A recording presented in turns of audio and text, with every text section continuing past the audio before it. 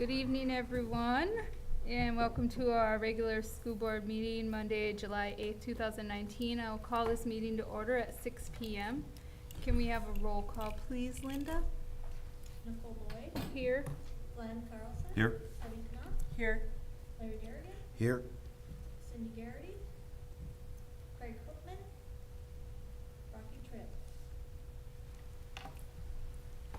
Debbie Knopf. You said I thought Did she? so. Oh, I didn't hear you. Oh. Can we please rise to the Pledge of Allegiance? I was trying to write down what she was saying. I pledge allegiance to the flag of the United States of America and to the republic for which it stands, one nation, under God, indivisible, with liberty and justice for all. Linda, can we have a confirmation of our meeting posting? Yes, I can confirm that the July 8th, 2019 school board meeting was posted at all designated locations. And we are looking for an approval of the agenda. So moved. Second. We have a motion by Deb, second by Glenn. All those in favor? Aye. Aye. Larry? What? Motion voted aye. carries. Okay. Motion carries. Sorry. I figure if I didn't say no. From our audience this evening, we have one written request from Mr. Ben Wagner. If you'd please come to the microphone. Okay, got it. Hey, thanks. Thanks for having me. By the time I go to sleep tonight, I'll have driven about 4 hours out of my way to come be heard for about 3 minutes. So if I go over by a little bit, just bear with me. I'm not going to take all your time. I have some handouts for you, but I'm going to hold off on giving those because if I give them to you, you're going to not listen to me. So I don't want to get you distracted. So I do hope you'll listen carefully. I'm not just here on behalf of myself, but I'm here on behalf of some other people in the elementary who have expressed concerns over some of the plans with what's going on plan-wise with the playground coming up here. And we are not being heard about it. So I'm also here on behalf of some of the kids I think who would react strongly to this issue if they were to know about it as well. I'm Ben Wagner. I'm a paraprofessional here. I've been subbing here since 2015. And I think what we're going to discuss here for a little bit deserves more discussion than it's already gotten. So I'll keep this brief and informative the best I can. It was shared the last day of school that there's a pending work order to have the large oak tree on the upper playground cut down and removed. Dave Weber told a group of us that the roots have been deemed as a tripping hazard and they need to either be removed or covered. Myself and others have discussed concerns and alternative solutions with Mr. Weber, and I've made several personal contacts with him this summer, begging him to please hold on this project a little bit until we can address it as a school community, and to allow the best interests of the students and the playground space to be evaluated by local ideas and on a local basis instead of just from outside advice. So that he's held off, thank you, Mr. Weber, to get us to this point to at least talk about it. He's got to make a plan pretty soon, so he's currently limited in his options at looking at the alternatives instead of just cutting it down. He recommended coming here, so here we are, and let's go. In order to honor the folks that laid out the current playground, I think we should understand that we moved from a former playground up on the hilltop, right? It used to be up by where the school garden sits right now, and it relocated down there in about like 2000, I think. If you want the date, it's on a rock down by the swings on our current playground. It was relocated to its current space, and I believe that was formerly a forested piece of land, and it was thinned out to allow for playground space to be down there. So as of 2017, I believe there was about 8 large trees left on our playground. That year, a work order went out to remove a very large cottonwood tree, as well as several aspen trees. I can tell you at that time the aspen trees were inhabited. There was bird nesting going on in there. We used to watch the downy woodpeckers, yep, going in and out of their hole in that tree with elementary students. So at that time we had kids viewing and seeing nature and building connections to the natural world on our playground down there, right? During summer school that year, when the elementary students saw that the group that I was in, we drove by while that tree was going and being removed, and they were visibly upset. They were concerned. They were kind of shocked, actually. So now we're looking at the next step towards a tree-free playground. Staff who approached administration, they didn't really get very far. Beyond just that, there's plenty of concerns and other legitimate concerns, about cutting down a perfectly healthy oak tree like that. First of all, I don't think I can recall anyone tripping on that tree, as far as I can think of anyways. And I talked to other people and they can't either. This tree and this space have been used safely on a daily basis, and it's an integral part of the playground for these kids. Every day at morning recess, I watch the kids stepping over the roots and on top of them, playing, circling the tree, playing hide and seek using the tree, and driving their toy vehicles up and over the roots using the bumpy roadway that it provides, right? So also you should know that kindergarten uses this tree to collect acorns for activities they do with counting numbers. Okay, so an activity like that for kindergarten people, students, you're tapping into multiple different intelligences right there. You've got teamwork, you've got exploring, you've got gathering, and then eventually you've got the mathematics behind it too, right? You've got a multifaceted lesson right there, and it's effective. It's turned into a tradition in kindergarten to keep that lesson going because of how effectively it works. Okay? Cutting this tree down is also concerning if you've gone out there to see how the other more recent tree plantings are actually doing. The students place great pressure on these trees, on these young trees, due to their tendency towards their tactile functioning, right? They like to touch this stuff. The buds get stripped, the stems get broken, and these trees don't grow. You can go out there and look at the young apple tree that's up by the kindergarten window. It's not going anywhere. It's stunted. Considering that this oak tree grew up in a forest space and not on a playground, I would consider that tree out there to be pretty much irreplaceable as it stands, as that space is used right now. You're not going to get a tree like that to grow back, just FYI. Another concern is the shade this tree provides for people, the people thing, right? The students and the staff of this building rely on that for shade during their outside times. On the last day of school this last month ago or whatever it was, wherever we are now in summer, I was approached by several kids on the playground who swore it was too hot for them, too bright for them to be outside. They wanted to go back in. And I said, guys, remember, you can go down in the shade. And they did, and we didn't hear anything more from them. They were fine. Okay, so it is providing a service out there for sure. There's already an issue with getting things to grow on the upper half of the playground. It has to do with the south-facing heat off of the building. It has to do with all-day sun. It has to do with very little consistent moisture. And it has to do with compaction from the kids playing on there. Removing the shade and the structure from within the soil that this tree provides will only exacerbate this problem that you're looking at already out there. This tree is left over from the forest that once stood there. It's not going to grow back the same way it used to, and the tree should be, and it is used educationally here. Okay? So from getting myself educated on this topic, it seems there's plenty of options for working creatively with this advice from the consultants. But apparently the alternatives are not being given any kind of serious examination or consideration here in this building. The simplest and cheapest would be a 2x8 perimeter, boxing in the hazard, the tripping hazard of these roots, and filling it with wood chips and a liner on the downhill side to retain the material during the heavy rainfall events. Other more involved options, things like our tech ed building is good at, would be like building a table or bench system around it and integrating the tree as a usable space. It could serve as an outdoor small group classroom space. If you had a small group with, say, a new school counselor, go out there and talk around a tree. It'd be a really effective thing, actually. I'd be willing to donate my time, my labor, and some money towards this if we could get permission from y'all to do something effective and forward-thinking with this situation out there. I'm begging you to consider that we still have environmental education opportunities on the playground as it stands, and please recognize that. And recognize that before we're going to take away one of the last facets of that component of our playground. And what we'll be left with after that is memories. We're not going to have that thing left. Okay, so there still is opportunity out there. I do have some documents just to hand around. I'm going to be done and relinquish my time for right now, but I do want to get these handouts to you.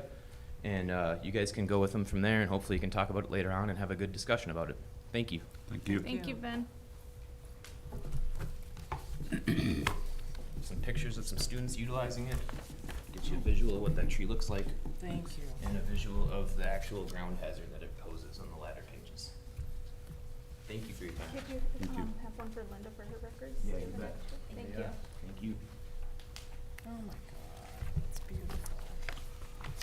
beautiful. Is there anything else from our audience?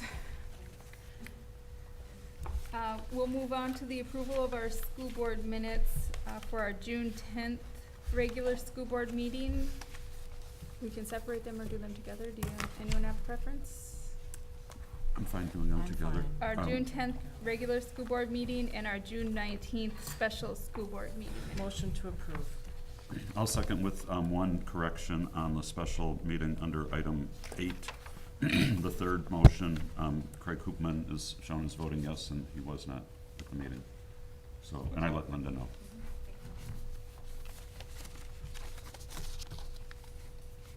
We have a motion by Deb and a second by Glenn to approve with correction. All those in favor? Aye. Aye. Motion carries.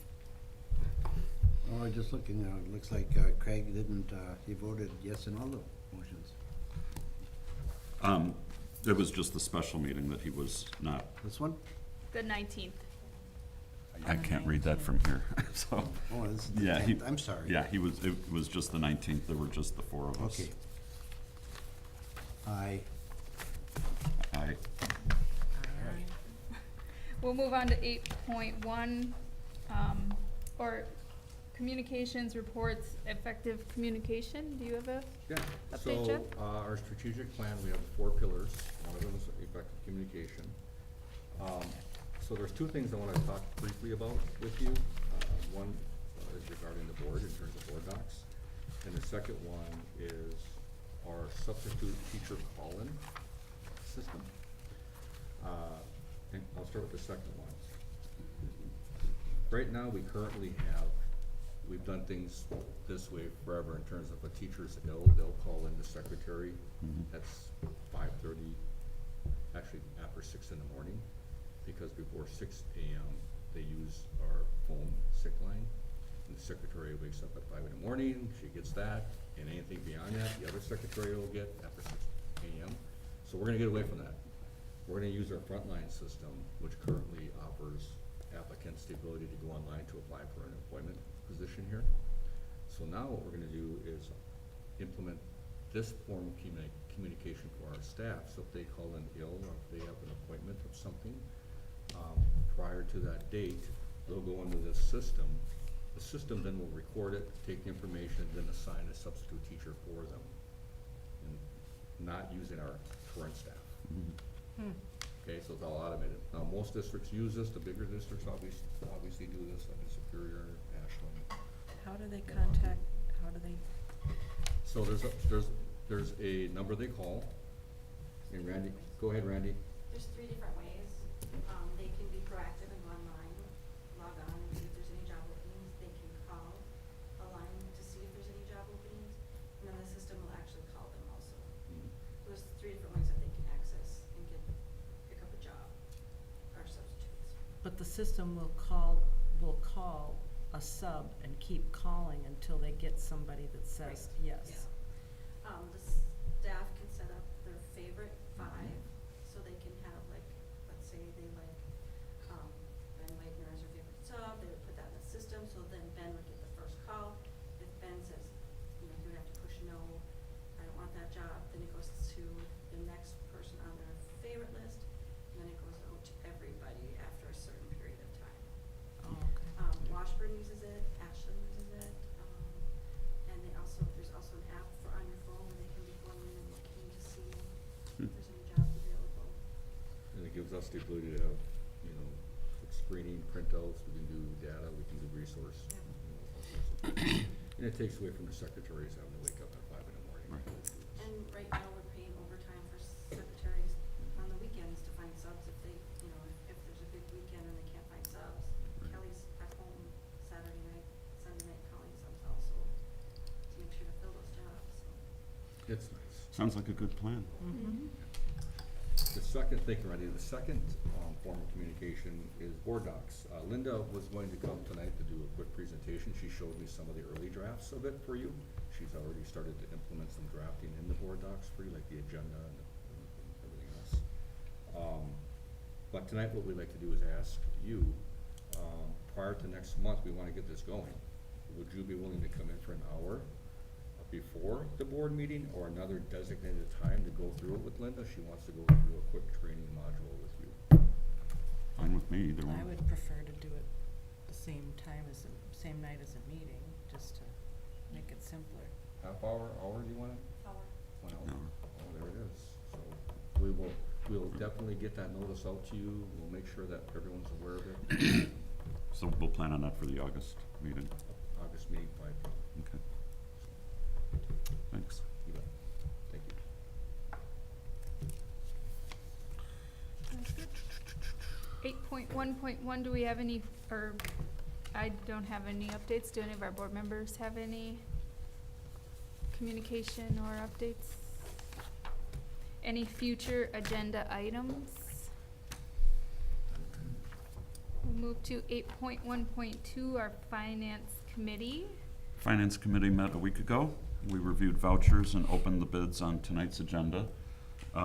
We're also recommending the sale of our 2008 Chevy Express van. And we just received tonight a bid for the entrance landscape, so we'll be looking at that.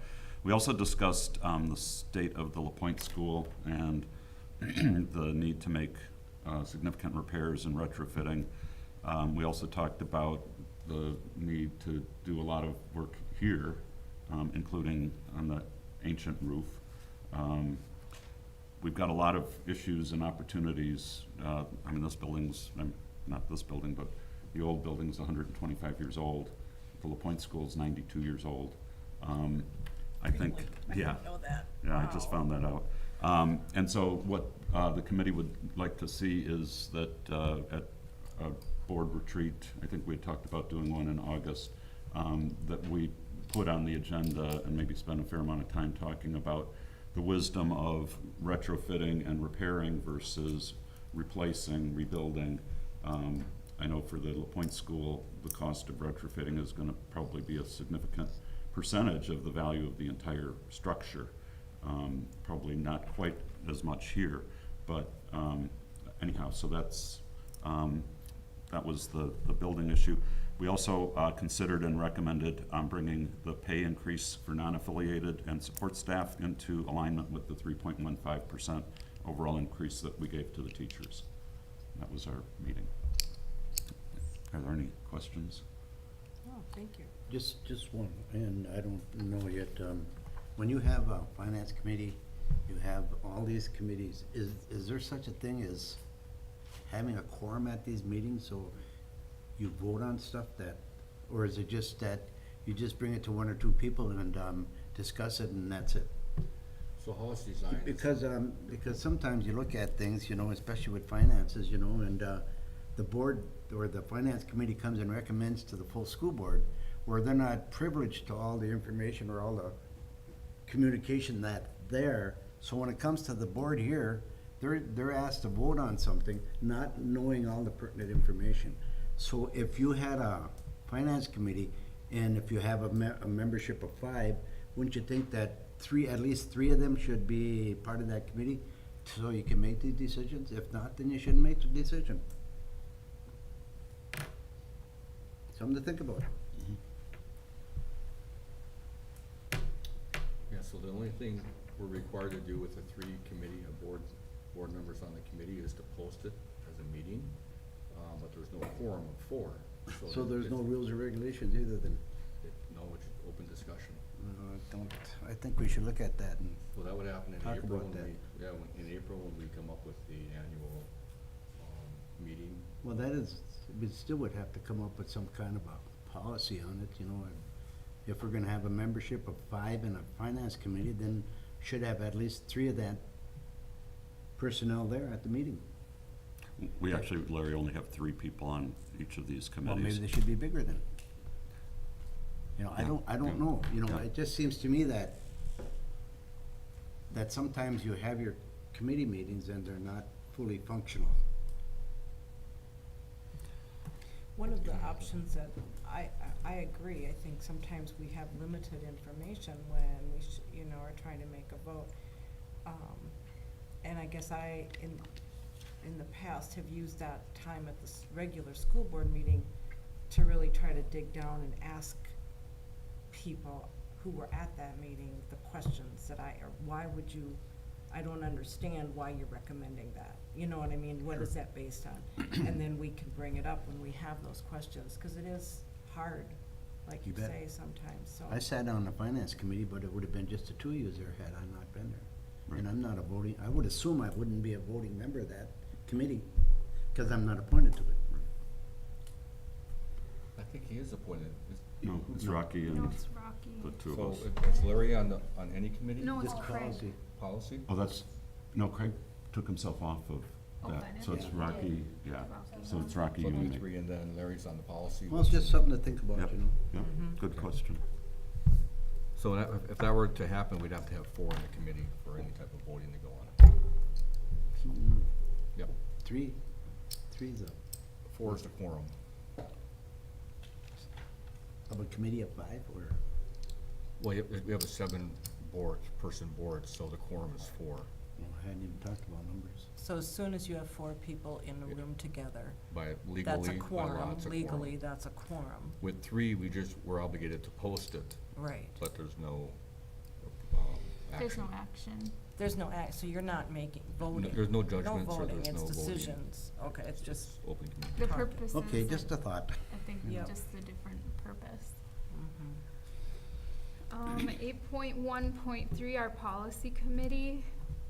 We met also the last Tuesday with Chris Petrito from Neola, and had a lengthy discussion on how to move forward and what that would look like, and we will be discussing that in more depth at the 10.1.2.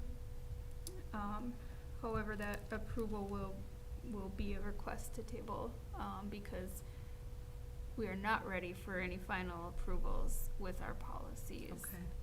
There's many updates that have occurred in between the time that we made our first drafts and now, and so those need to be addressed with our administration, and then our policy committee, and then the board.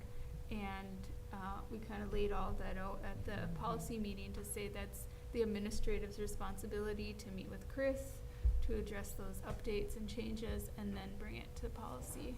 And the plan will be to approve all the policies at once, so that we're not piecemealing it together. And then, again, just drawing the process all out. Is that about it?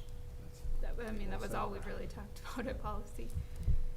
And 8.1.4, our wellness committee, we did not meet We did not this meet. last month, and I don't think we'll meet till the fall. Right.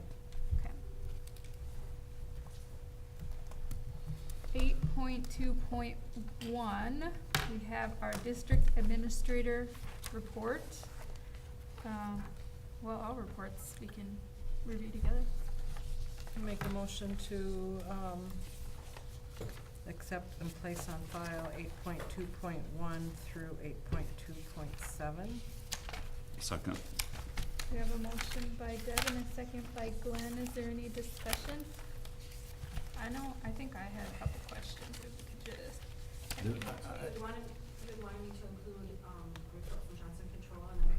Yeah, thank you very much. That was Mhm. very helpful. I also wanted to talk a little bit about the boiler system down at the rec center. I just had a couple questions too in Missy's report, I think it was, but Yep. you wanna talk about that first, or? Well, I was just wondering, whose word do we take? I mean, one plumber says he wants $68,000, and the other plumber said it's not necessary. So, in January, February, we met with the pool committee. They're the tenants, we're the owner. They could bring forward any request they want. They could want us to fix all the lights in the building, but in the end, the school board here would recognize, with Dave and myself and Randy, we would have our own assessments done. In the end, it's our building. So they can come up with any recommendations they want. But in the end, Larry, it's the board's decision to get the assessment done. It's the board's decision to approve any renovation or fixtures. Who asked for the update on the boiler system? I mean, it just, It was the pool one of committee. their ideas? Mhm. Okay. I should say the recreation center committee. 62,000, oh, I exaggerated by 6. I just have a question in the RTI academic action plan, or a couple questions actually. So, under the area of need on page 1, the last action, it's saying that middle school and high school RTI time has been moved to the end of the day as part of the multi-level systems approach, and ACP will be incorporated in the middle and high school RTI time. Does that mean there's no more separate 30-minute a day for ACP. Middle school's just on Friday. High school will be once a week with speakers, and Wednesday, that's our class. It's remaining the same. It's remaining the same. Yes. as in the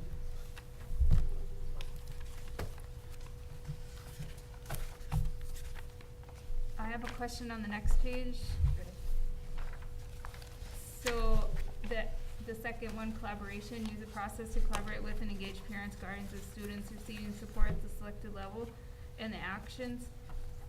I'm guessing it's in the planning, but it doesn't say anything about collaboration. It just says, hold family nights and organize at least one family event at Red Cliff. So I'm confused how that's collaboration with and engaging parents. We didn't add those items in there. That's something that we'll continue to discuss and try to formulate. I mean, it's always a struggle of what can we involve them with, what can't we involve them with for confidentiality purposes. So we're in the midst of thinking about that process. We didn't want to tie ourselves down to something that we knew wasn't achievable, so we didn't add anything at this time, which we know we can do family nights, and make it interactive and getting feedback, like we did with the attendance night, like we've done with the PBIS night, where we've had parents engage in saying, what more do you need to know? What can we do differently to improve? Those are some of the collaborative formats that we've done. Trying to develop a process. We're going with a new Rise-Local system, which is like a big data wall system. We would like to somehow incorporate that so that there's that line of communication with parents and seeing that information. But again, that's brand new to us, and we want to get our feet wet first before we start involving parents with that process. Does that make sense? This has always been this has been a big struggle. I guess right here. my idea is more about collaborating with agencies outside of the school to engage parents agencies. better, or collaborate with anyone. Something to, engage parents. When I looked at it, I first was thinking that it was more intended like a one-on-one, how are we What this engaging? is intended, so when Mhm. we there's something Yeah, called a our SIR, tier. which is a school-wide implementation review. It has specific questions that it breaks this down, and part of it is, the entire reason for doing the survey is to monitor our progress in developing our system. And part of that is a problem-solving team. That's where that collaboration comes in. So like our PST, our pupil service team that meets. And Nicole, you out at Head Start, you had, I can't recall what you called your team. It wasn't PST, but it was very similar. This is what they're talking about, where it says collaborate with engaged parents. Bringing those parents in and being a part of that PST team. Well, we talk about many students at that time, so that's where we get hung up of confidentiality. How do we make them a part of that problem-solving team? That's pretty much what this is asking. And so I'm yet to reach out to others to see how they're meeting that goal on their surveys.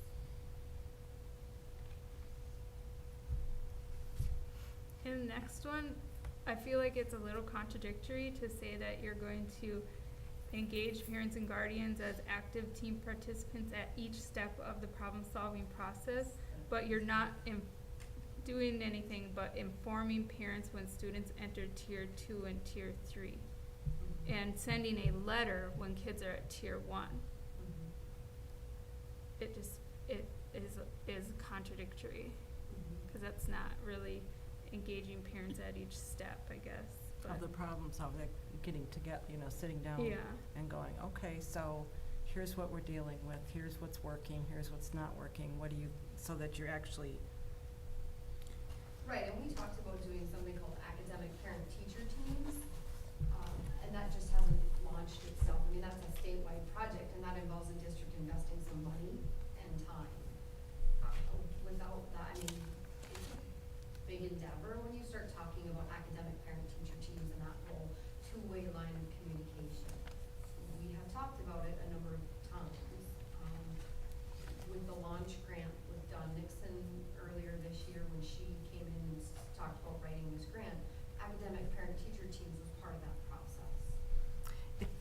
and I'm sorry, but it just seems like it should be an integral part of any process of working with a student who needs additional support, to be having those conversations with parents. And that should be something that our staff does pretty routinely with any student that we're providing additional supports to, but that doesn't need a separate program and separate dollars. And it's not really a separate program, it's more or less time.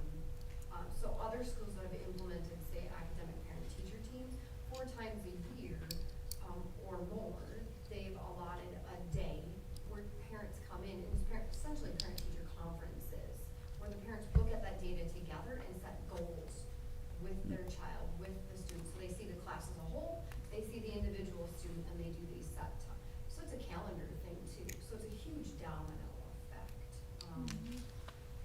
That's, I think, where I'm at is that it's not just as simple as that, it's a calendar thing. I mean, so then that extends our time, that changes, it changes things a little bit.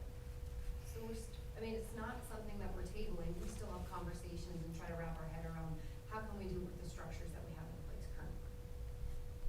It's a work in progress. I think that's the key, is how do we do it with the programs we currently have? We have RTI, we have PPS, we're investing money in those programs. And It needs to involve families. it needs to be what we need it to be, not what someone else thinks it should be. And I don't know.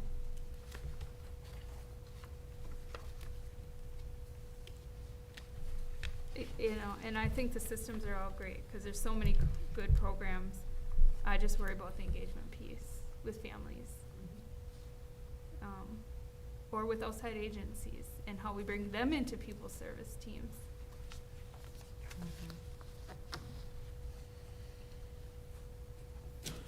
Would this be appropriate to be considered as part of what Kevin is gonna be working on? I think it can definitely be brought up, especially in the communication pillar, and I think family engagement is going to come up in our conversations for strategic planning, that we either take the money that we're investing in programs right now and reinvest it in what is a better fit, or we evaluate that. 'Cause yeah, we can't just keep throwing money at the problem. Right, Mhm. right. I thought it was cool. I mean, I don't really ever remember seeing this before. Every year we do it. We I've never update it seen every this. year. We complete I don't something know if called I've a ever seen this. SIR, which is our school-wide implementation review, and then we do something called the staff perception survey. We take that data and that information, and that drives our action plan.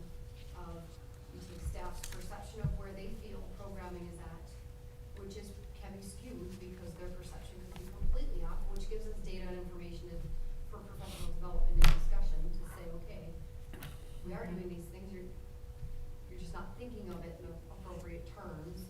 So then we have to go back and re-educate them on vocabulary, or however we're delivering things or discussing things. And then the school-wide implementation review is every piece of your multi-level system of support. What it looks like at the intensive level, at the tier 2 level, and at your universal level. So you have all that data from last year? For the last several years, since 2014, I would say. That'll be good information for the strategic planning as well. We did all of, it's all online, it's stored in a data warehouse on RTX Center's website. Just a quick notation for the board on that note. The RTI committee we have assembled every year, and we also have a PBIS committee. Both of those are district-driven, and they are both required to have a action plan. And so typically in the summertime, we bring those action plans forward to you as the staff leaves in May and June. They meet to convene and look at the action plan to add for the fall and winter for the preceding year. That's how we got the PBIS coordinator position and the RTI coordinator positions and coaching positions through the committee work. So what we'll bring forward to you, I think Shelley's next with the PBIS action plan that they have. That'll be coming forward to you yearly on an annual basis. So just want to get that notation in there. Did you get your questions answered? I have another one. No, I was just wondering, if we can have summer school numbers or report on summer school? not over yet. It's not over yet. Okay, well, it just says June summer school was successful. I wanna say, Which I is can great. tell you, a guesstimate in June, we had about 40 kids here a day for the 2 weeks, cause we had 2 programs. 2.5 programs really, the camera flick and the reading kinda combined up. We have another 1-week session in July and 2 weeks in August, and the August ones are both full with waiting lists on them as well. We had Wolf Camp that we staffed with 2 teachers to help supervise, we count those numbers, and there was close to 40 kids there for 2 days, 8-hour days. So the numbers will be quite a bit higher than what we had last year. Cool. I can say previous years because I haven't been involved for 2 years. Mhm. We have a need for more, but I just can't find staff who want to commit to 2 weeks here or 1 week there. A lot of travelers in June. I think that's where the collaboration comes in, like with the Boys and Girls Club staff. Yep, and They we only have both can too. part-time staff. The rec center was funding or working with us for the swimming lessons here in June. And they're the ones that are offering the intro to swim team on the week of July, so a couple of community partnerships already, which otherwise we would only have had 1 class available each June and August. I just wanted to thank Meg Brown for her painting of the gym. Painting the gym. Sounds cool. Oh, she just takes personal pride in that Like, building. Who wants to paint? I have a question, Missy, about the seclusion and restraint report. And I know that, all of those incidents are happening in elementary school and 0 in the others. How does this compare to prior years? I have a comparison chart for you, it just wasn't. so- Okay. But just a summary, It's increased a little bit from last year. And then the prior year was like 52, so we went from 52 to this year, 19? I think last year we were down to 10. So. but it was- typically in the elementary and not in the others? No, No? no. It depends on the students and where they're at. So there was a year where we had a middle school student that required a number of restraints and seclusions. Okay. And that particular kiddo then went through a full evaluation process, medicine change, medication change, all of that. And then we saw a huge decline, in those numbers then the next year. This particular situation, as you can see, is only 3 kiddos. And one of the kids ended up going to Ashland Day Treatment. And then the other kiddo, we had made a recommendation to the family, just if it didn't work. So then with that, we, instead of, keeping the student in that classroom full-time, we ended up having that student in, the resource room most of the day. Limiting transitions, limiting those problem triggers, which was transitions, which were, a number of students pinpointing, we figured out where that behavior was occurring and minimized that, and it was that huge decline, where we. So are we talking about there's 3 students, who have experienced seclusions and 5 students, or 5 or 6 that have experienced restraints? Are those numbers, is that 8 altogether, or is that 5 altogether?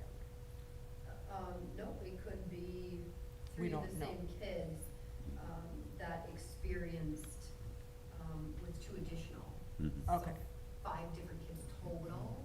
Okay. Oftentimes, it might be a restraint to get them to the resource room and then to de-escalate the situation because their behavior is so increased. We have fishbowl mirrors in the room, so then the safest situation is to seclude, meaning you just let them calm themselves down, in that room, without injury to themselves. or Okay. others. Okay, thank you. I have one question for Dave Weber, and that I don't see cutting the tree on your list. Do we? Put it on hold. We'll put it on. The only reason that I had CISA come over and we did a walk around the playground and recommend, cutting it down because of he said tripping hazard. He said it could be a potential tripping hazard on the roads. I'll work with Ben. We have lumber Mm-hmm. behind the tech ed building on the north side by the ravine. And I donated, and we can donate it to Ben's project, and it's sitting up there in a bundle. And he's welcome to use it. Yeah, I've seen people do like a bench, Yeah. you know, Like around like the you tree. said, down in the Memorial Park downtown. Yeah, I would be, I'm all for it, I really am. yeah, I I'd think certainly trees vote go for, too. for keeping the tree. But, yeah, if that comes forward, I could put wood chips around them, but they won't stay there because they trample them out of there. no, And but- it won't ever grow grass there. no. But it looks like the kids enjoy it, so Oh, I yeah, just wanna it's make nice. sure it wasn't on your I can list. see it going. I can Okay. work with Ben any way you want, so. Yeah, thank you for bringing that forward. Mm-hmm.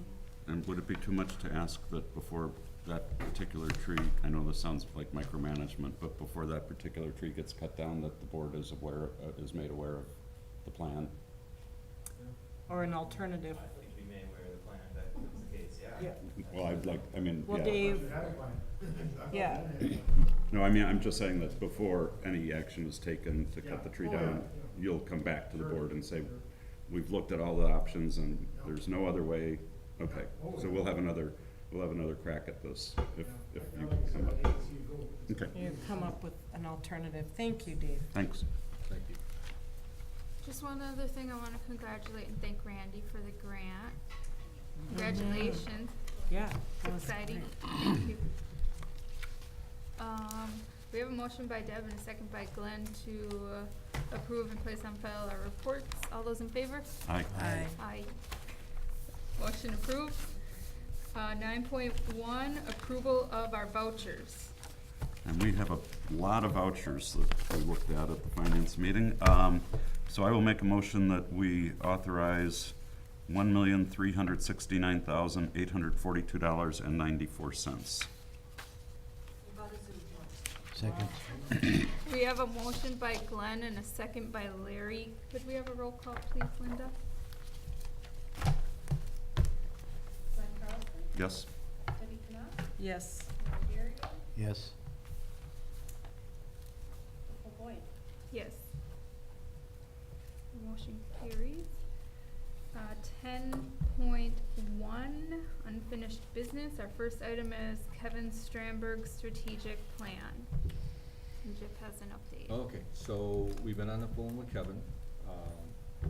He was out on leave until mid-July, so he wasn't able to come in to meet with us until after July 15th. He's on leave, Or June 15th. July 15th. July 15th isn't here yet. Yeah, so he's unable. Oh, to be- he's unable to He's come unable to be until- with okay. us until July 15th. Sorry. Okay. But he was able, he did call us and he gave us, an idea of what we're going to be doing here this next 2 or 3 months. And I want to read them, there's 3 items I want to read to you. Okay. The first one is, establish a schedule with administrative team here at the school. Dates will be determined before July 15th.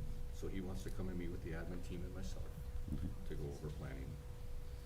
The second item, establish the schedule and agenda for training for staff on specifics, accountability, and outcomes by the admin team.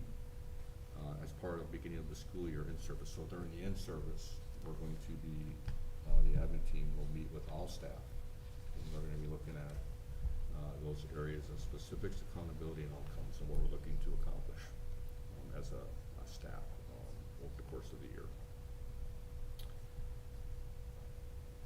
And then the third item is set an agenda for the school board. Set a time for you in August, early August. You can determine what best fits you, and you'd like to meet with you for 4 hours. That could be in the evening or during the weekdays, or on the weekend on a Saturday morning from 9 to 1. It's really up to you what you would like to do. You can come here during the day, in the evening, it's really your time. Anytime's good for me. And that would be, no later than mid-August, so probably prior to. I don't know that we should meet before the administration team meets, so Right. that needs to probably take place before the board can meet. Okay, so our goal So will that be, you guys can we'll meet with them in July, inform us.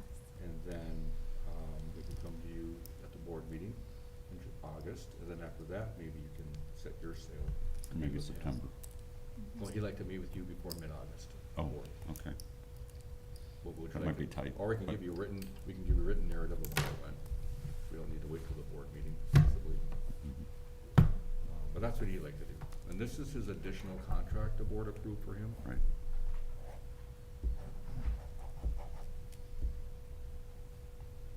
Do you want Linda to send out emails just to look at some dates in August before the 15th? Yeah, what day is our meeting is the 12th, right? Board meeting is the 12th. Well, Board meeting's the 12th. And he wants to meet probably prior to the meeting. prior to that? He said mid-August, so I think he would be okay that week if you had to wait till the week two. don't think it's I think he essential just do it wants to meet Yeah. before the school year starts so that the admin team and the board are all on the same page Yep. with how we're moving into the next school year. Yep. That would kind of be part of it, and then the next part would be the strategic planning moving forward. But we need to still get that other piece. So will the admin meeting will take place in the next 2 to 3 weeks? Is that the plan? Yep. We contracted with him for 3 admin meetings, didn't Yes. we? So, 3 admin leadership sessions. He's gonna come in and meet with the admin team. Jeff, Three is he separate- not available for the 15th, because we have a meeting set for Wednesday the 10th. 8 o'clock. with just you guys or with Kevin? Us and Kevin, us and Kevin. Yeah, let me, well, I can't say why he's on leave, so Okay. I don't wanna do that here, tonight, but I'll get back to him, we'll confirm those dates, but we'll meet with him in the month of July. Okay, all 3 times? Yeah, we'll Okay. try to get that accomplished before the board meets Okay. with them, so. And I'm just gonna throw like Monday, the 19th, the Monday after the school board meeting or something, you know what I mean, just another, Like an afternoon session or an evening session? or like, I don't know, 5 to 9, 4 to 8, or, 4:30 to 8:30. I'm in bed at 9. What's the date on that, Deb? Yeah. 4:30 to 19th. 8:30, the 19th. It just seems like Monday night is basically a pretty open night in my life, but All right, how's that sound, everybody, Monday the 19th? I don't know, that's too far out for me to look. August. Guess that's a month away, Monday. month and a half. it's the night, it's the week Well, after I the think, school board yeah, meeting. and to be before their in-service schedule. I is, understand that. You know, it's hard to kind of, The earlier we could have it during the day, I think the better. You know, So, I, 9 to 1? well, I'm not Eight to even, noon? I'm not saying in the morning, I'm saying Okay. if we're gonna do it, I don't wanna still be here, cause I don't think my brain will be working too well at 9 o'clock at night How after about 4 hours of 3 to Oh, 6? come on. 3 to 6, 3 to 7, Okay. that'd be great, but, well, we've done Saturday and Sunday morning sessions with come Kevin on, dude. also. I'm not available Saturdays at all. so, Monday the Monday. 19th from 3 to 7? Just to Yeah. start, That could start it? work. Linda, we'll get an email I'll out to probably be everyone? here 4:30, but it's what it is. well, we could do 4:30. 4:30 to, I mean, I don't wanna make you guys. No, no, all day. I 8:30. can go till 8:30. okay. Is there a vote that night, at hour? Oh, It'd yeah. probably be 9 o'clock, a 9 o'clock vote, so, yeah, Yeah. Okay, 4:30. 4:30. Okay, 4:30 to 8:30 on the 19th, Maybe. maybe. Well, let us know. Well, let you know. I'm not committing.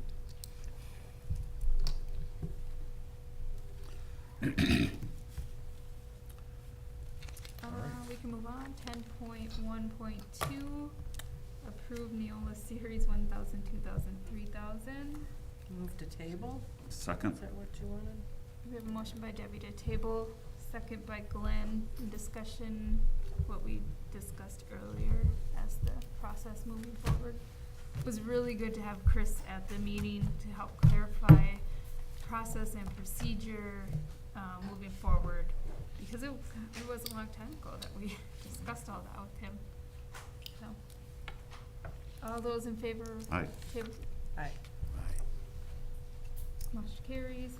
10.2.1, consider dual credit ECCP policy. Do you want to present, Shelley? Sure.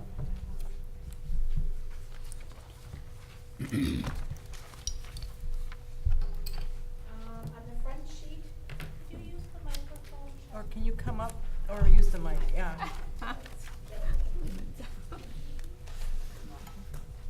So the first sheet on there was things discussed by a committee of 4 of us on the dual credit and the difference between dual credit and the early college credit program. And on the bottom, that was changed from the original committee based on DPI findings. And they said that we should be giving them letter grades A, B, C, D, or an F, but not including it in their high school GPA. So if an 8th grader takes an algebra class and gets a B, then they become high school kids and they're straight A's from freshman year to senior year, that B is not included in that GPA. So a lot of times it would deter kids from taking an upper level class, thinking I might not be ready, I don't want to get a B or a C because I want to be the valedictorian when I get to high school. So in order to have them keep pushing themselves and challenging them, DPI recommends we still give them letter grades, we just don't count that in the high school GPA. And we indicate on their transcript that class was earned as an 8th grade student. On the back was a little bit more research that I did, because I know there's a lot of confusion. Some schools, I know Washburn and National High School offer dual credit classes, but they're not dual credit in the same sense as our dual credit here on campus. Washburn calls theirs dual credit, but it's the Northland College classes, the WITC or the LCO classes that kids actually go to. And so I asked Ms. King, the principal there, to explain how they get their 3-to-1. And same with the Ashland High School principal, Brian Trutine, talked to him, and a lot of it is based on the Carnegie unit, which high schools use and colleges use based on lecture time, instruction time, and time of rigor for the homework, the assignments that go with the students out of the classroom. And based on 45 minutes a day for 90 days would be the almost 75 hours to get that half credit for the semester. When students are attending Northland College, oftentimes their lectures are 1.5 hours, 3 times a week, along with a 2 to 3 hour per lecture homework expectation. Hence the 3-to-1, oftentimes it's 150 college hours of work time, which we give our students here a 1 full credit for a 1 semester class when they're out of the building. At the bottom, I just included some past practices. I had to look that up because I wasn't the principal when these things were discussed and approved, but the dual credit courses previously were the print reading and the math 355, and students did get 3 college credits and a half credit here for the 1 semester. The only one that was different was the construction course, and I was told that was because that was a certificate program, not a dual credit program. And one of the things that have come out of having that dual credit offered as a full semester course, we've had a few students who exceeded their needed credits for graduation, but they didn't want to quite graduate early, and some of them were taking 3 study hall periods, or the IEs that we call them, and we have a policy that states they cannot take more than 2. Kids who are in sports, it really affects because they have to have 6 classes to be considered full-time to participate in sports. And so that, I think that's why we had that 2 IE policy, to make sure we kept all of our students full-time.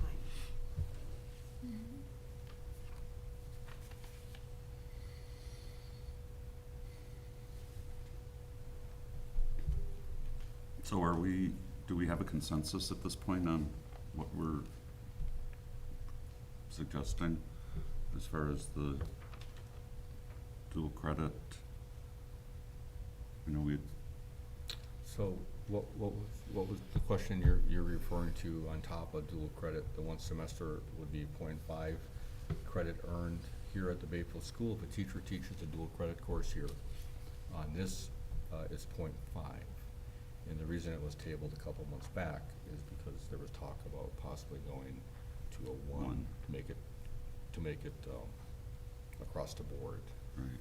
And so Shelley was coming here tonight to And talk this about information that. here too, I sat down with Beth Papp, who is the 1 teacher right now doing the dual credits, and she understood it better with the Carnegie units, understanding the 0.5 and the 75 hours.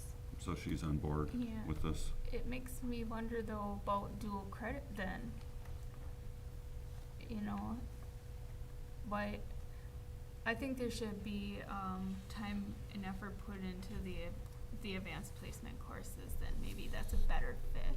Cause it seems like dual credit is not, It benefits the it would students. encourage kids to seek outside youth options if they're gonna get more high school credits. I we think get it's- reimbursed for that also. We don't get reimbursed for half teaching it in-house. Hmm. And we don't get. Dual credits don't apply for the reimbursement from DPI for the college credits. We do get them at a reduced rate. Is there, yeah, is there any? Because regardless of if they're different amounts of hours, they're still the same amount of college credit. And it's still the same expectation of rigor and standard, Right. and it has a different value, it seems. So it still is just weird. But we talked about it going for a full semester credit, which I think would limit a lot of the kids then too, and they may not take it. If they had the lab attached to it, so they'd have the instruction 43 minutes, and then the lab 43 minutes for the added time, so they'd have the 150 hours for the full credit. That was discussed, but then that would limit them on if they could take other electives in the high school. Cause they don't have the option of AP courses. We don't have. We don't, well, we can offer it if kids are to that level. I know we have in the past. Yeah, so the thing about AP is you have to have an instructor, Yeah, 'cause I credible thought we instructor talked about here that. at the high school that has a master's degree. And in our core areas, we just don't have that for AP here Mm. in Bayfield. That's why we don't have AP. Same with the dual credit. You can teach dual credit and try to become an adjunct professor, but you have to have a master's degree in the class content area you're teaching. And we went through the people, and we have 2 in high school that we came up with that. One was Beth Papp, who's already doing it, and the other is Missy Ide with a master's in art for art classes, and those are the 2. Hmm. But we have a lot of national board, but that doesn't count towards the masters for teaching the college level.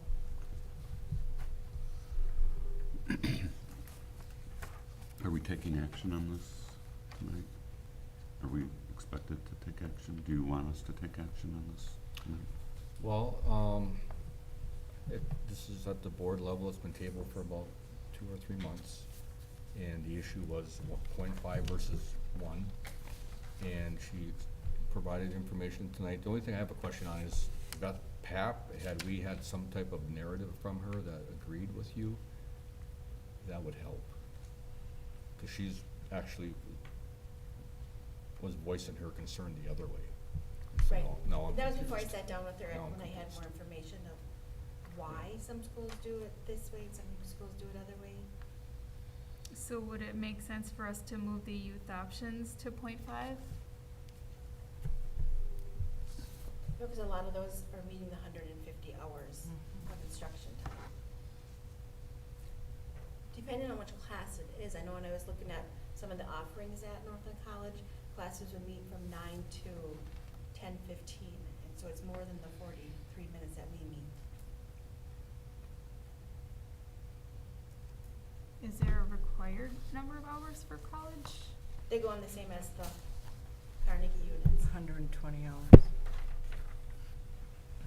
So that 3-credit college dual credit course is meant to meet that, or we're saying it's a different number of hours? The dual credit in-house one Mhm. is meeting for the semester 75 hours. So it's And not- their agency is indicating that's enough to earn 3 college credits. Right. Hmm. Right, so Ms. Paps. I think maybe that's the question. Right. I think that's questionable. So Ms. Papp, her I mean, I get it, I get the whole thing, but So Ms. Papp's presentation, she indicated that there was rigor, it met the standards at that level. So then the question tonight is,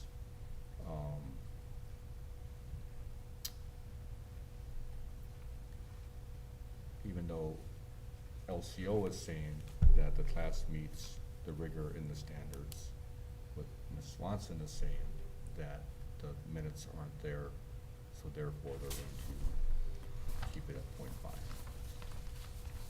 If we keep it at 0.5, do we need a motion, or is that? The motion for the document, dual credit, because this is on our board policy. Okay. You go under board policies, this is is on this there. the current policy, or what's the change? Yeah. The change was adding dual credit, ECCP is already on there. And we didn't include the DPI recommendation in our policy, and one year we did give kids credit, A, B, C, and then the next year we went with pass, fail, because at the time, there was questions on if it counts towards the high school GPA, and there was some kids and parents who were concerned if their kids were ready for high school credit, and how it would affect their GPA, so we went with pass, fail the last year. So what we're adding is the dual credit, Right. and that primarily is impacting classes that Beth Papp is currently Right. teaching in-house. Yep. That are the same as, that they're meeting the LCO requirement. Correct. Knowledge requirement. Okay. Well, I'll make a motion that we adopt the dual credit policy as presented in Exhibit 10.2.1. Is that, I'll second that. Thank you for all your research on this, Shelley. We have a Yes. motion by Glenn and a second by Deb. All those in favor? aye? Aye. I'm not in favor. I'm voting no. But our motion does carry with our 3 approvals. Got it, Linda? 10.2.2, consider 2020-2021 school day extension. So that will be tabled tonight. Mr. Bookman brought that up at a previous board meeting.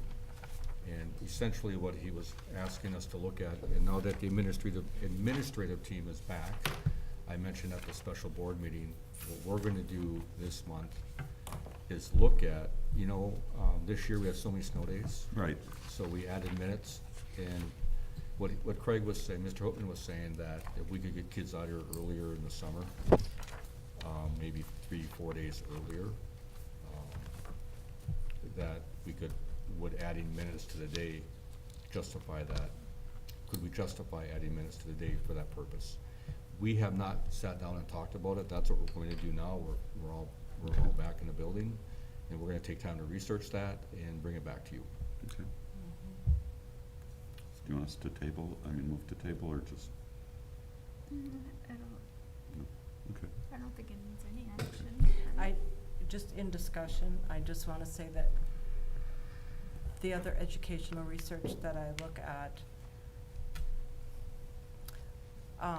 really talks, more and more schools are going to having less time off in a large block for students because of retention. And we know that kids who are at risk have even a harder time with retention when we have a longer block of time. So I wouldn't want our goal to ever be, let's make summer as long as we can and make those days a little longer. I would never want to see us move in that direction. I see its purpose as helpful for making up for snow days, if that's, something, but, I don't want us to extend summer any longer than it already is. So many schools are going to shorter summers and have time off Longer time throughout the breaks. year, so that kids don't get that really long break, for a lot of good reasons. So, Okay. anyway, just in Good. discussion. Good enough.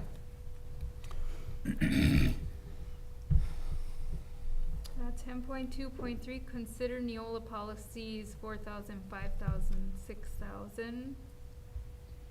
I'll motion to table. Second? Motion by myself, second by Glenn. All those in favor? Aye. Approved, motion approved. Consider 2019-2020 academic standards.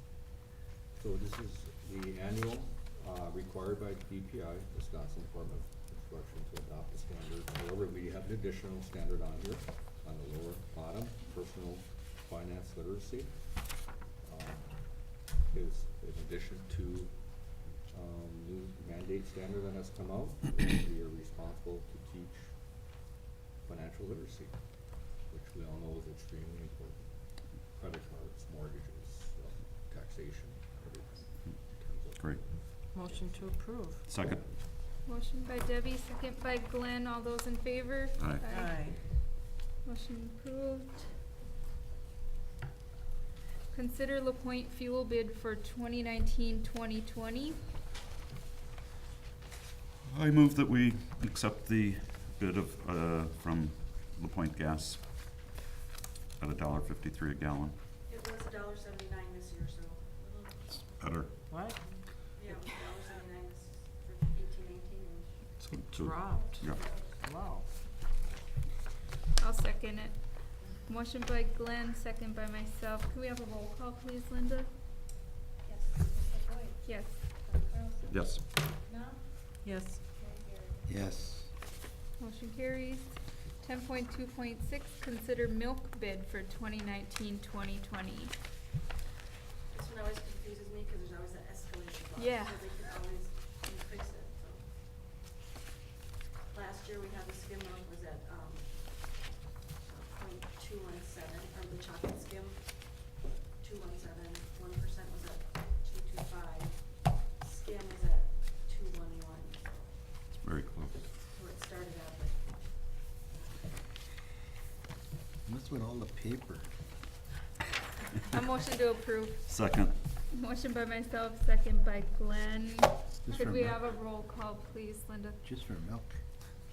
Yeah, that's what I thought. Mary Garrett. Yes. Debbie Knopf. Yes. Dr. Carlson. Yes.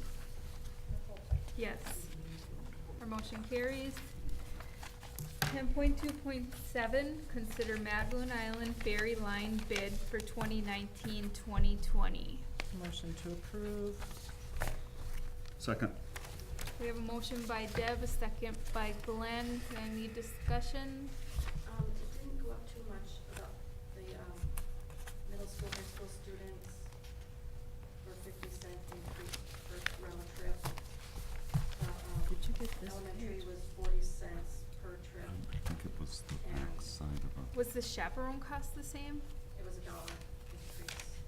So most of our chaperones use the May card, so that's discounted anyway, so we never have them just pay.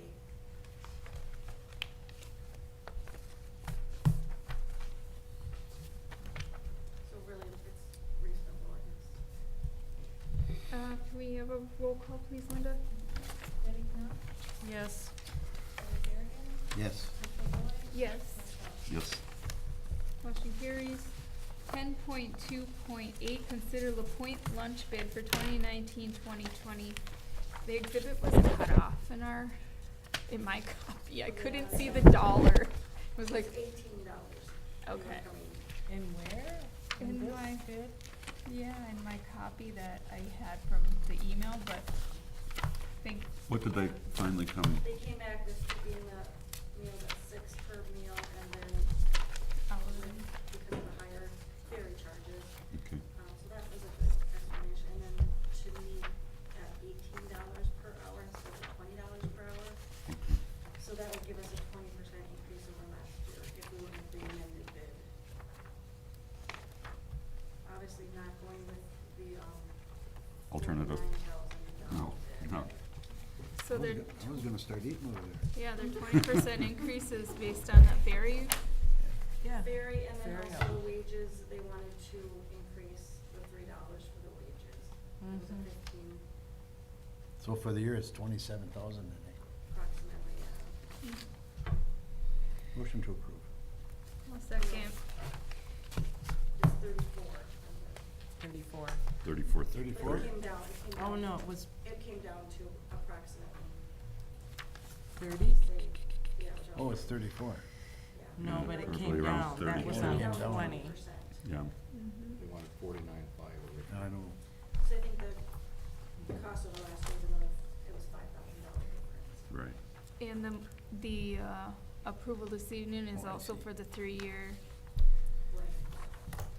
Is everybody understanding that? Oh, does it say that in here? Mhm. Within Yeah, the it contract does. and bid, it indicates that they're requesting to commit to business for 3 years. Okay. Right, they just wanna be more safe in their business and. Sure. Yeah. And so there's no escalator, no cost of living, they're Uh, sticking Cost with of the. living. They wanna negotiate that Mhm. It'll be every similar year. to what we do with Viking.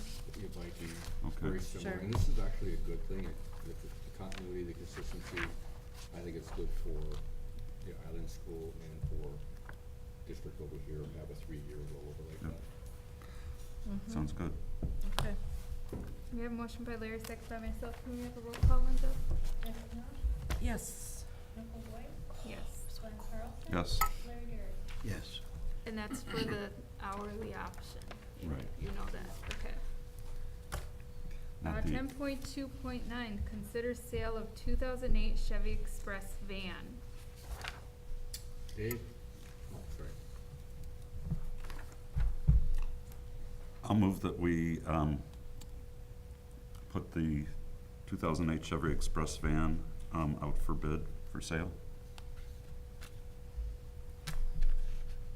Second. We have a motion by Glenn and a second by Deb. Can we have a roll call, please, Linda? Is there any other discussion? How much is it worth? Do we know? We'll Does it find out. run? Whatever we can get. You're right. You know, it's only a 2-wheel drive, and it's pretty useless for us, I can tell you that. I just wanted to add one part of the discussion, if I may.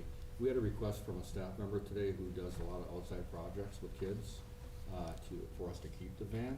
Oh. But my response to him via email was, safety is #1 priority, and this is an older van, Yeah. and Dave's pumping a lot of parts and money into it. And I think overall, I indicated to the staff member, we have new vehicles he Right. can use.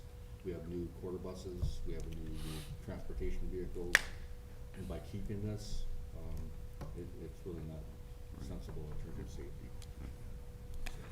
Makes sense. We have a roll call? Nicole White, Yes. Glenn Carlson. Yes. Jessica Knopf, Yes. Larry Gary. Yes. Motion carries. 10.2.10, consider resignation. Motion to approve I'll second it. with regret, but hopefully it'll be a good move for her. Yeah, and in discussion, just thank you, Miss Amanda, for her time here at our school. She's been great. Yeah. So we have a motion by Debbie, a second by myself. All those in favor? Aye. Aye. Motion carries. 10.2.11, consider front entrance landscape proposal. Motion to approve. I didn't even Second. get to look at it yet. What is it? Oh, it's just putting out some new $15,480. shrubs and, All the topsoil, all the sod, basically. Yeah, the one part is where, on the playground, no grass grows, it's just mud and it gets dragged in. Brad Dryer from Earth Sense thinks that the sod would be a much better, gives a much better chance of keeping the grass there. So he would haul in all the tops, haul in topsoil and put sod Right. down. And then that would give it a chance to but grow. this doesn't say anything about sod. Yeah, but Yes, it does. Where? It's still sod. Oh, and play area. Blacktop, Seven- painted green. Yeah, 8,000 painted green. Oh. Boy. And then the other areas is just when you're walking in the school district, the whole front of the, on the, That hill. right side, no, not on the hill, we're not doing anything with that. Okay. That'd be nice. Yeah, it would just be everything from the front entrance all the way over to Across the kindergarten elementary? area, Yeah, kindergarten. just putting in low maintenance plants, and wood chips. Right now it's dirt. Retaining wall, right? Yep. So where is the sod exactly? Where is that? Is that this whole playground that we have a picture of? Kindergarten area. Yeah. The whole top area where they Where it's play. just It's dirt. the whole, We tried several times to reseed it, and just, since I've been here, since 2002, yeah, I think it's The this. soil is- and up. what was out there, when they finished the building, and just won't take grass. Is there another option besides grass? AstroTurf, I don't know if that would be, it would be more expensive, obviously, like fake grass. So seeding hasn't worked, Dave, No. because you need new soil in there. Kids are constantly there on it too. I mean, they're- Yeah, it's high I just know traffic sod can, regardless. I mean, hopefully you'll get a good Yeah, got a good watering system? Got a garden hose. No, but I mean seriously, Yeah, you know, gets a We lot of got the water. sprinklers, Yeah, we and got the water. you're gonna have to really water it. May I politely add that any sort of AstroTurf out there, y'all should really look into the heat signature that stuff provides. It's a rubber mat. Oh, You've already yeah. got heat buildup on that south Yeah. face of the building, it's only gonna get You hotter wouldn't if wanna you do put that that. out. Hmm. True. Thank you. So, if I may, just a couple comments. Now, Randy, this is gonna go all the way across the kindergarten front? Right. Okay. 107 feet by 75 Wow. feet. They'll just really clean up that front area, it just Yeah. looks really, And you can't grow any grass in front of the windows because of the shade. I just wanted to add Missy to this conversation. It's her elementary kids out there playing in that front area. Do you see this as a potential good thing, or do you think there's some comments you wanna make about it? Not just a weed bed, right? I think it's a good thing. A lot of the kids in front of like Linda's office there dig holes like they're trying to get to China, and they're digging, and it's a mess. I mean, they come in and then they're dusty and they're dirty, and a lot of the kids, they play football and they play fishy on the top part, and a lot of accidents happen because they're tripping, they're falling, and then they're scraping their arms, and it's just really hard ground. There's Mhm. some by those windows in front, right Mhm. next to the Sand windows. they also drag in with it is a custodial nightmare, because it wears the wax, and whatever right off the floor. Right, And, you know, whatever sand they bring in, that, of course, the city brings up in the wintertime, in the salt and sand truck, but if we could keep some sand out of here, it'd be nice. Well, Could you you- get like a maintenance plan from him? For care after it's done? For caring for the sun? I'm sure. just water it, Dave, water. Water, yeah, Yep. lots of water. You need hoses and Kids don't get sprinklers. up there, Did we get it? Well, are they the only ones that do it?